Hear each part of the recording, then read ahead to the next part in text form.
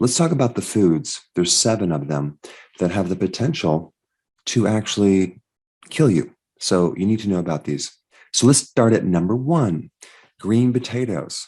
But guess what? If you are on keto, you're not going to be eating potatoes at all. So you're pretty much safe. But for those people who are not on keto, avoid green potatoes. When you see the green pigment, which is a combination of chlorophyll as well as solanine, realize that is a nerve toxin and it becomes very toxic at about 3 to 6 milligrams per your kilogram body weight. And there's roughly about between 30 and 50 milligrams of this chemical in potatoes, but realize you have to be eating the green part of that potato. So if you're not on keto and for some reason you eat potatoes, just cut off the green parts, okay? I found the average person in the US consumes 1 potato every single day. So since there's a lot of people not eating potatoes because they're on keto, the other percentage of the people are making up and they're probably doing quite a bit of potatoes. Probably not in the form of raw potatoes, but probably in the form of potato chips or French fries. But this compound, solanine, is a natural pesticide designed to protect the potato. But if you are exposed to it, it can cause nausea, vomiting, bleeding internally, paralysis, coma, and potentially death. All right, number 2, nutmeg, the spice nutmeg. The compound in nutmeg that's poisonous is called myristicin. And even at 2 milligrams, you'll get a fever and a headache. At about 7.3 grams, you can start losing consciousness. And if you consume 1 whole nutmeg, you could potentially get what's called nutmeg psychosis because nutmeg mimics certain psychoactive compounds that they use in certain medications. There's been a report of an 8-year-old who ate 2 of the whole nutmegs and died. So they can be very poisonous. So if you're going to use nutmeg, don't use a lot. All right, now let's talk about green raw almonds, which are very bitter, as well as raw cashews. These have been known to contain a certain amount of cyanide, but they have to be like the bitter almonds, and you'd have to consume quite a few of them to really become totally poisoned. I'm talking probably over 1,000 of these nuts or 50 ounces. You probably would never do that, but just realize that if you have a smaller amount, there will be a small amount of cyanide in these nuts.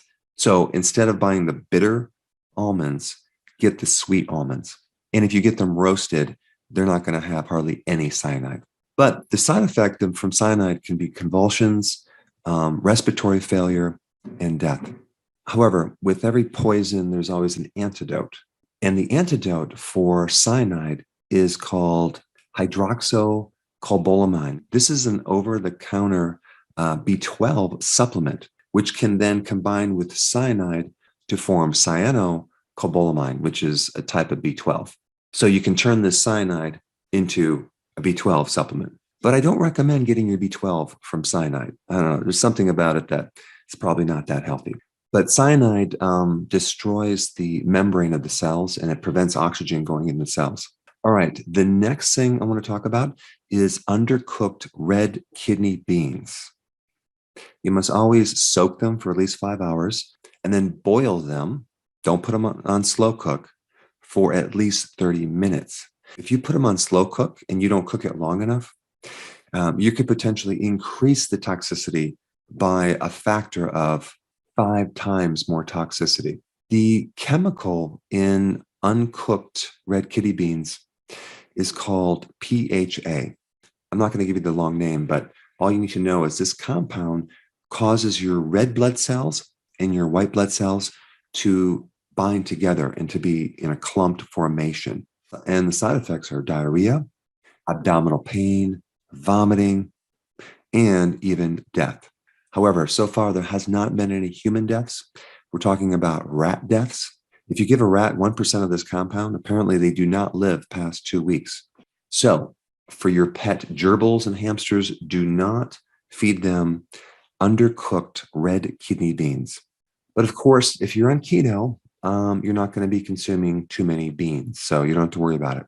Now, let's talk about the next one, brown rice, which if you're on keto, you're not going to be consuming either.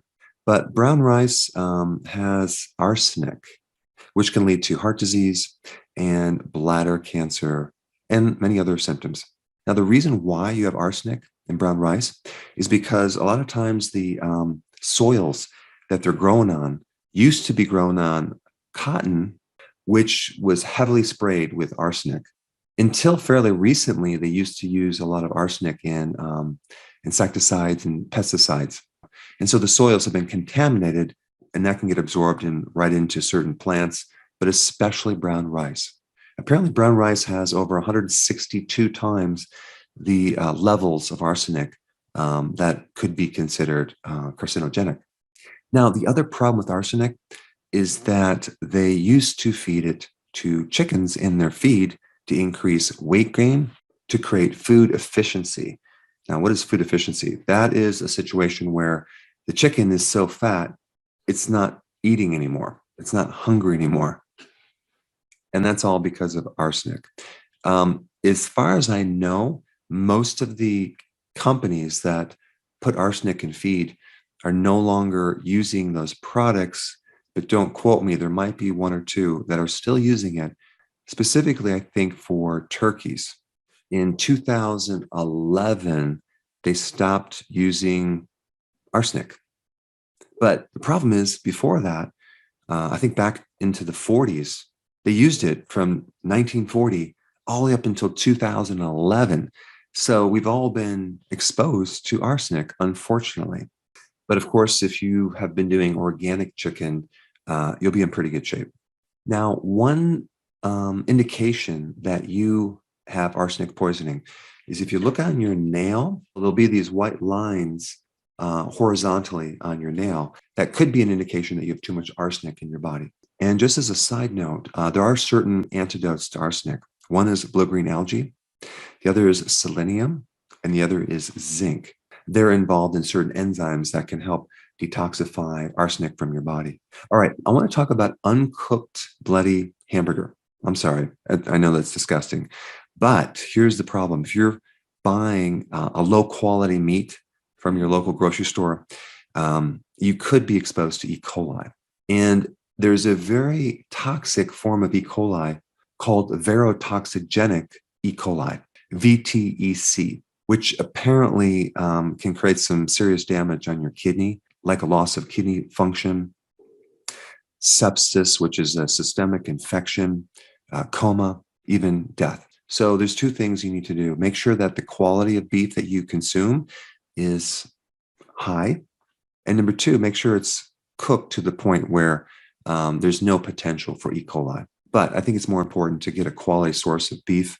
And so if you're going to do something rare, if it's quality, chances are it's not going to have pathogens like salmonella or E. coli. And the question is, where does E. coli come from? It's coming from the cow's intestine. And so in the processing of that meat, sometimes there's a cross-contamination. All right, the next one is cherry pits, okay? Cherry pits have hydrogen cyanide. Now, I know you're probably saying, I don't consume cherry pits, right? I just consume the cherry. And of course, if you're on keto, you're not even eating cherries. But just in case you end up swallowing a few, they are a bit toxic. Like one red cherry pit has 3.9 milligrams of hydrogen cyanide. And one black cherry pit has 2.7 milligrams. But one Morello cherry pit has 65 milligrams of hydrogen cyanide. And the toxicity level would be between 0.2 to 1.6 milligrams per pound of your body weight. So if you're a pretty light person, let's say you weigh under 100 pounds, 0.2 times 100 pounds is 20 milligrams. So if you're accidentally consuming one Morello cherry pit, which has 65 milligrams, you could be way over the limit. So the symptoms of being exposed to hydrogen cyanide would be abdominal pain, of course. It'd be nausea, headache, and other more serious fatal symptoms. All right, that includes our list of foods that you need to avoid. And the next video I think you should watch right now is the healthiest foods you need to eat. Right here, check it out.